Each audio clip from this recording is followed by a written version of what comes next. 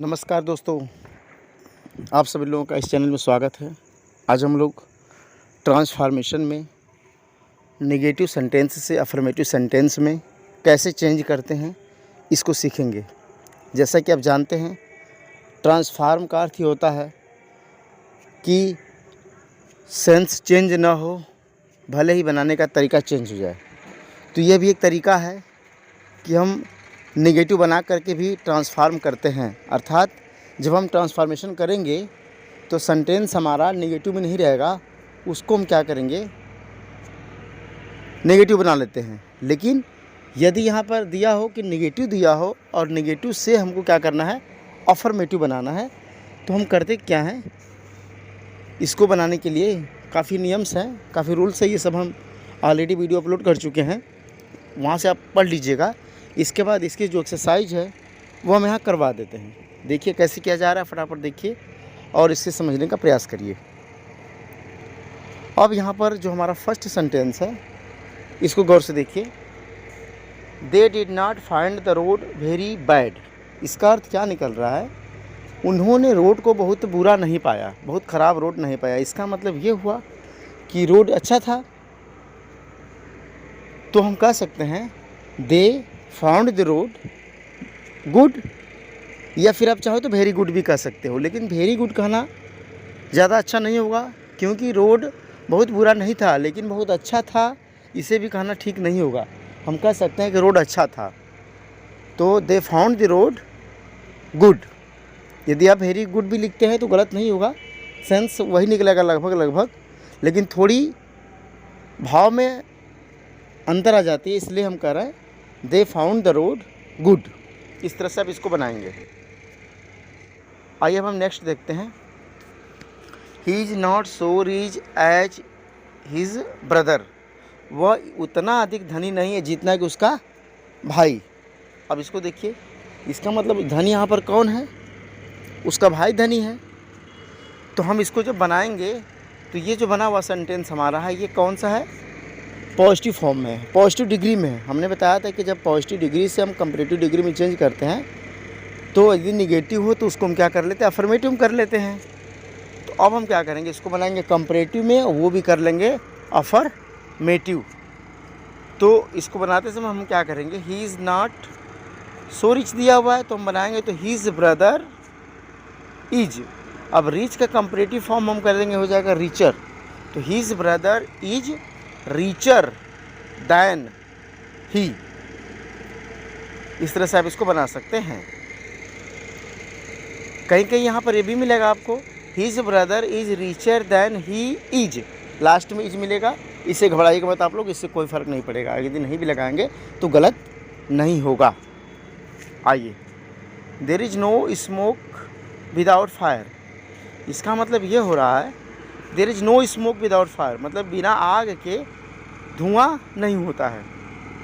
तो इसका मतलब क्या हुआ कि जो धुआं होता है वो आग से होता है। तो इसको हम बना देंगे कि there is smoke with fire. अर्थात हमने क्या देखा यहाँ पे, जो विदाउट लगा हुआ है हम इसको लिख देंगे विथ। क्या कर देंगे हम, there is smoke with fire, अर्थात आग से धुआं होता है। ये भी सही हो जाएगा। सी इज़ नॉट डल। अब यहाँ पर नॉट लगा हुआ है। हमने बताया था कि जब हम नेगेटिव में चेंज करते हैं तो अपोजिट वर्ड का इस्तेमाल करते हैं। जब यहाँ पर ऑलरेडी नॉट लगा हुआ है तो नॉट को हटाएंगे तो भी इसका हम क्या करेंगे, अपोजिट वर्ड लिख देते हैं। तो डल का अपोजिट हम लिख देंगे, यहाँ से हम नॉट को हटा देंगे और फिर हम क्या करेंगे, जो डल है इसके बदले हम लिख देंगे इंटेलिजेंट। क्या लिख देंगे, इंटेलिजेंट। अर्थात सी इज़ इंटेलिजेंट। कहीं आपको ये भी मिलेगा, यदि आप चाहो तो इसे भी बना सकते हो, सी इज़ एक्टिव। डल का अपोजिट, हालांकि आप इंटेलिजेंट लिखिएगा क्योंकि डल का जो सटीक एंटोनिम्स है वो है इंटेलिजेंट। तो सी इज़ इंटेलिजेंट, इस तरह से आप बना सकते हैं। नेक्स्ट देखिए, he did not fail to see me. इस तरह का वाक्य आपको हमने कई बार बताया है। He did not fail to see me. ध्यान से देखेंगे आप लोग, हमने कहा था डिड नॉट फेल, फिर आ गया। जब यहाँ पर डिड नॉट फेल का प्रयोग है, ध्यान समझिएगा, डिड नॉट फेल लगा हुआ है यहाँ पे, तो हम क्या करते हैं, डिड नॉट फेल वाले को हटाएंगे और वर्ब का सेकेंड फॉर्म लिख देंगे। जो सी है इसका सेकेंड फॉर्म हो जाएगा सा। तो ही सा मी, इसका कैसे बना लेंगे, ही सा मी। आप देख लीजिए, यह क्वेश्चंस यूपी बोर्ड 2014 में पूछा जा चुका है और बहुत ही आसान है, बहुत ही आसानी से बना सकते हैं। यदि आप पूरी एक्सरसाइज हमारे साथ बने रहेंगे तो पूरी एक्सरसाइज आप कर सकते हैं, कहीं कोई दिक्कत आपको नहीं होगी, इसकी हम गारंटी लेते हैं। यदि आपको दिक्कत हो तो हमें कमेंट बॉक्स में ज़रूर लिखें, हम उसे सॉल्व करेंगे। तो इसको हमने कैसे बनाया, ही डिड नॉट फेल को हटा दीजिए, इसके बाद सी का सेकेंड फॉर्म सा हो जाएगा, तो he saw me. Next, there is none but believes in his honesty. अब आपको हमने बताया था नन का मतलब था नो वन। तो अभी इससे पहले आप लोगों ने पढ़ा होगा, जब एलोन या ओनली लगा हो तो उसके बदले हम क्या लिखते हैं, नन लिखते हैं। तो हमें क्या करना है, जब यहाँ नन बट दे रखा है ऑलरेडी, यहाँ पर यहाँ आप देखिए नन बट दे रखा है, तो क्यों ना हम इसके बदले ओनली या एलोन का प्रयोग करें। तो हम क्या करेंगे, नन बट के बदले लिख देंगे ओनली। क्या लिख देंगे, ओनली। तो there is only believes in his honesty, इस तरह से बना सकते हैं। नेक्स्ट देख लीजिए, there is no rose without thorns. यहाँ क्या कह रहा है, there is no rose without thorn. इसका मतलब कि बिना कांटों के कोई गुलाब नहीं होता है। अब समझिए बात को, तो इसका सेंस क्या निकलेगा, हमको क्या करना है, नो को हटाना है। इसका मतलब कि हर गुलाब में कांटे होते हैं। ये कह रहा है कि नो रोज़ विदाउट थॉर्न्स, कोई भी गुलाब बिना कांटे के नहीं होता है। तो इसको यदि हम कह दें कि हर गुलाब में कांटे होते हैं, तो क्या गलत होगा। इसका मतलब हम कर लें इस तरह से कि देयर इज़ एवरी रोज। हम क्या करें, इस नो को यहाँ से हटा दें और इसके बदले हम लिख दें every. There is every rose with thorns, और विदाउट के बदले हम क्या लिख देंगे, with. There is every rose with thorns, इस तरह से आप बना सकते हैं। अब हम देखते हैं next, there is he will never be forgotten. Forgotten का मतलब होता है, फॉरगेट में होता है भूलना, उसे कभी भुला नहीं जा सकता है, भुलाया नहीं जाएगा, क्योंकि विल लगा हुआ है तो उसे कभी भुलाया नहीं जाएगा। इसका मतलब कि हमेशा याद किया जाएगा। तो हम इसको कैसे बनाएंगे, ही विल बी। अब यहाँ ध्यान समझिएगा, यहाँ नेवर लगा हुआ है, हम क्या करेंगे, इसके बदले लिख देंगे ऑलवेज। तो he will always be remembered, he will always be remembered, अर्थात नेवर का अपोजिट हम लिख देंगे always.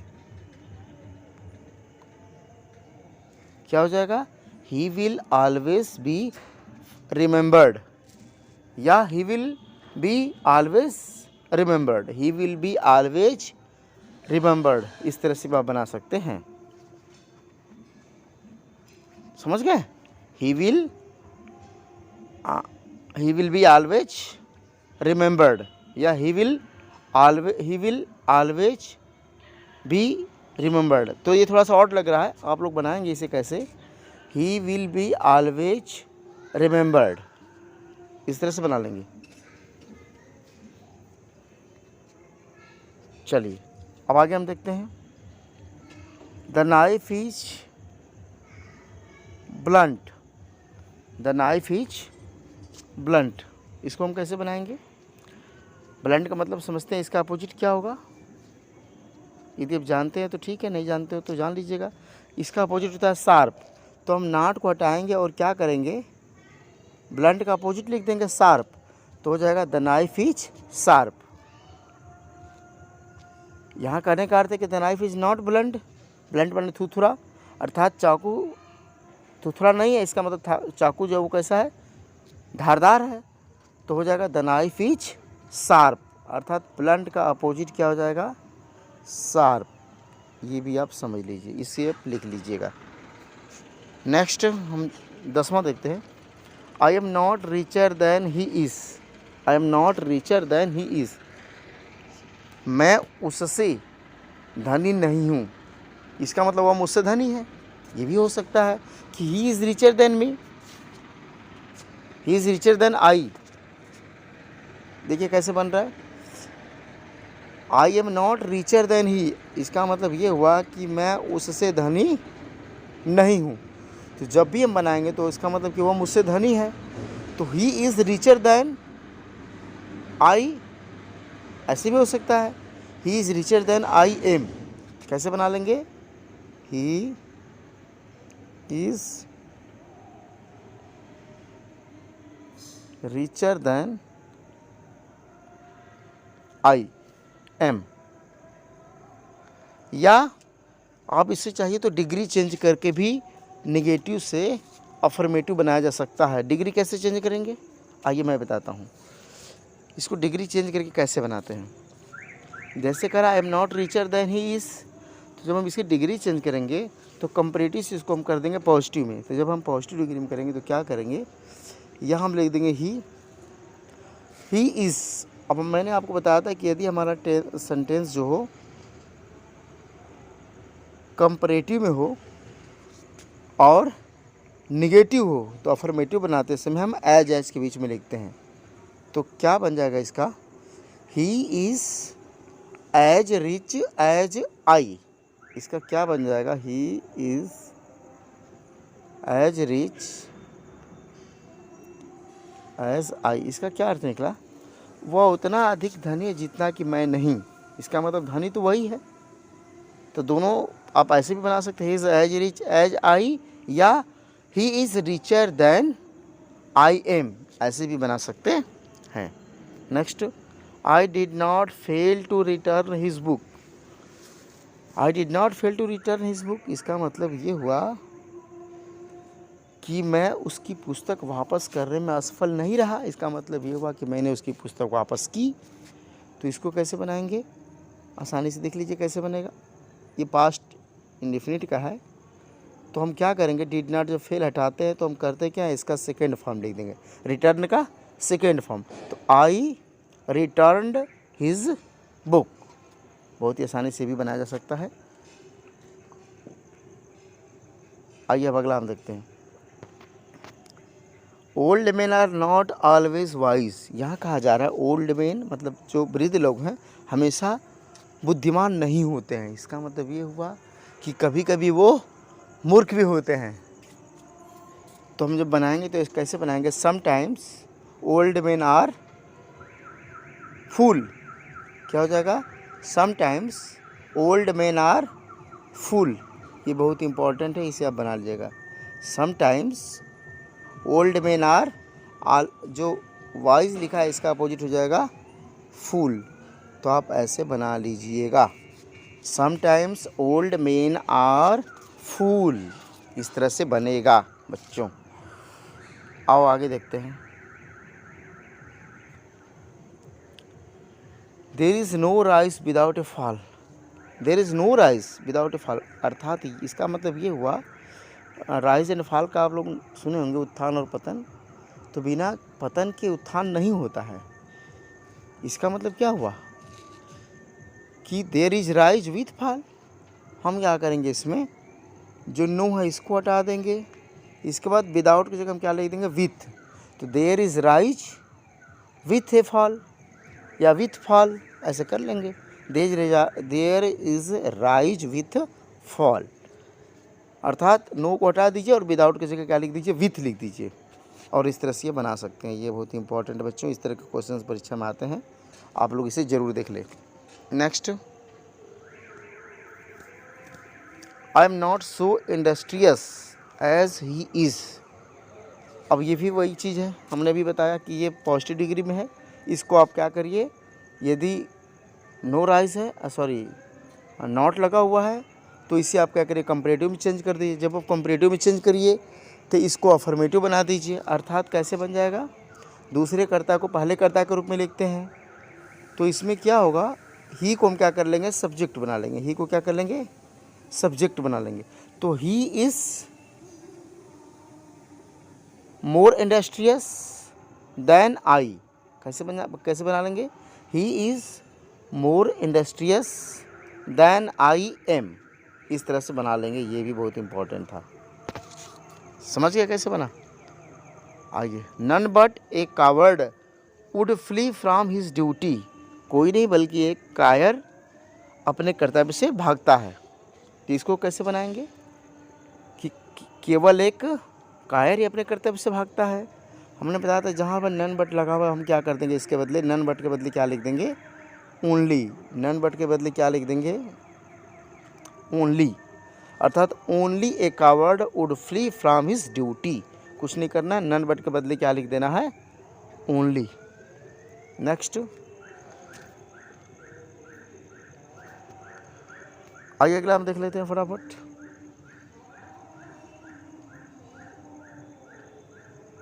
Do not tell a लाई। यहाँ कहा जा रहा है झूठ मत बोलो। इसका क्या मतलब हुआ, सत्य बोलो। देखो कितना आसान है, इम्परेटिव सेंटेंस है, झूठ मत बोलो। इसका मतलब तो ये हुआ कि सत्य बोलो। बहुत इजी है। देखिए आप लोग इसे ध्यान से देखिए, ये यूपी बोर्ड 2020 में भी पूछा हुआ है। यूपी बोर्ड 2020 में पूछा हुआ है, कितना बढ़िया है। डू नॉट टेल ए लाई, झूठ मत बोलो। इसका मतलब ये हुआ कि सत्य बोलो। और जब सत्य बोलने की बात होगी तो आप कैसे बनाएंगे, स्पीक द ट्रूथ, या इस तरह से बना लीजिएगा।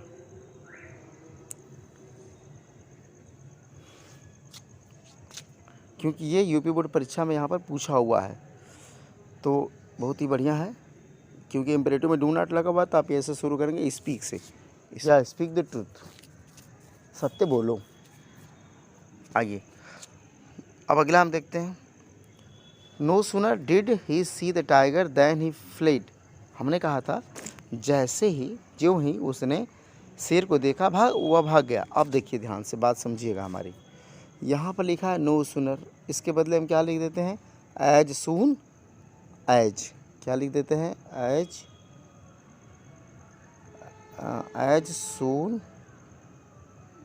एज। स्पेस देकर लिखिएगा, एज सून एज। फिर ये डिड है हमारा, कौन सा टेंस है, पास्ट इंडेफिनिट है। तो जब हम डिड को हटाएंगे तो ही सी का सा हो जाएगा। तो एज सून एज ही सा द टाइगर। फिर हम क्या करते हैं, जो यहाँ पर देन लगा हुआ है इसको हम हटाएंगे और इसके बदले हम लगाते हैं कामा का प्रयोग करते हैं। कामा का प्रयोग करके फिर लिख देंगे हम ही फ्लेड, जसका तस। अर्थात एज सून एज ही सा द टाइगर, कामा लगाइए, ही फ्लेड। यहाँ पर देन नहीं रहेगा जब हम कामा लगा देते हैं। अब हम नेक्स्ट देखते हैं। None but Ram was selected in the college. बहुत ही आसान है। हमने कहा था कि जो नन बट है इसके बदले हम क्या लिखते हैं, अभी जस्ट मैंने बताया आप लोगों को कि नन बट के बदले हम लिखते हैं ओनली। कोई नहीं बल्कि Ram was selected in the college, Ram का चयन किया गया। इसका मतलब केवल राम का चयन किया गया। तो हम करेंगे क्या, जो नन बट है इस नन बट को हम हटाएंगे और इसके बदले हम क्या लिख देंगे, ओनली। चलिए, तो only Ram was selected in the college. अब हम देखते हैं next. We should not disobey our parents. हमें अपने माता पिता की आज्ञा का डिसओबे मतलब क्या बोलते हैं, ओबे माने आज्ञा का पालन करना। लेकिन डिसओबे इसका जस्ट अपोजिट लिखा हुआ है नॉट लगा करके। इसका मतलब ये हुआ कि हमें अपने माता पिता की आज्ञा का पालन करना चाहिए। नॉट डिसओबे दिया हुआ, इसका मतलब ओबे। तो हम कैसे बनाएंगे, we should obey. Not disobey को क्या कर देंगे, हम हटा देंगे। जो नॉट डिसओबे है इसको हम क्या करेंगे, हटाएंगे डिसओबे को। और हम फिर क्या लिखेंगे, वी शुड। डिसओबे के बदले हो जाएगा हमारा ओबे। तो we should obey our parents, इस तरह से बन जाएगा। He did not fail to join the marriage party, बहुत ही आसान है, अभी हमने जस्ट बताया कि जहाँ भी डिड नॉट फेल लगा हो इसको हम क्या करते हैं, हटाते हैं, और जो वर्ब होती है इसका हम सेकेंड फॉर्म लिख देते हैं। तो ही ज्वाइन का ज्वाइंड हो जाएगा, he joined the marriage party, इस तरह से बना लेंगे। तो गाइस हम आशा करते हैं कि आप लोग इस वीडियो को समझ गए होंगे, पूरी हेल्प होगी आपकी। यदि मिस्टेक से या फिर किसी कारण से कोई मिस हो जाता हो या कोई क्वेश्चन छूट जाता हो या फिर आपको करने में दिक्कत हो रही हो, कमेंट बॉक्स में ज़रूर लिखें, हम आपकी समस्या ज़रूर सॉल्व करेंगे। लेकिन आप प्रयास करिए कि वीडियो को पहले पॉज करिएगा, कुछ वीडियो अपने से बनाने का, कुछ एक्सरसाइज अपने से बनाने का प्रयास करिएगा। अगर आपको दिक्कत हो रही हो, पुनः वीडियो को स्टार्ट करिए और इसका सॉल्यूशन देख लीजिए। जब तक आप एक्सरसाइज नहीं करेंगे, आपने क्या पढ़ा, आप अपने आप का मूल्यांकन नहीं कर पाएंगे। तो इस मूल्यांकन को करने के लिए हमने इस एक्सरसाइज को लिया। यदि आप अभी तक चैनल सब्सक्राइब नहीं किए हैं तो प्लीज़ सब्सक्राइब कर देना, अपने मित्रों में शेयर करिए, वे लोग भी घर बैठे पूरी की पूरी अंग्रेजी ट्रांसफॉर्मेशन, सिंथेसिस, सिंटैक्स या जो कुछ भी है, ग्रामेटिकल पोर्शन, सब कुछ हम लोग देखेंगे पूरा का पूरा। और आपके एग्ज़ाम तक आते आते पूरी तैयारी हम लोग की हो जाएगी और एक भी प्रश्न छूटेंगे नहीं आप लोगों के। बस आप हमारे साथ बने रहिए, हम आपकी पूरी की पूरी हेल्प करेंगे। थैंक यू, मिलेंगे अगली वीडियो में। जय हिंद।